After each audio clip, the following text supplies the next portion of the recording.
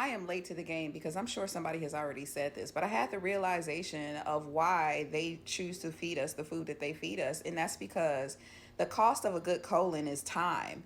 The more time that I have spent home preparing my food and eating healthy and making sure that I'm hitting all of my macros, I have been TMI regular, right? But that takes time to keep going back and forth to the bathroom. And at work, you don't have time for that. So a lot of the time, you are at a fast paced environment where you're lucky if you get to use the bathroom a couple times a day. And even in that in itself, we're taught in grade school to raise your hand to ask permission to do a human function to go use the bathroom, and sometimes you're told no. And there's teachers walking kids changing there's parents bringing clothes to school to watch their kids change because their kids are having an accident because they're told they weren't allowed to use the bathroom.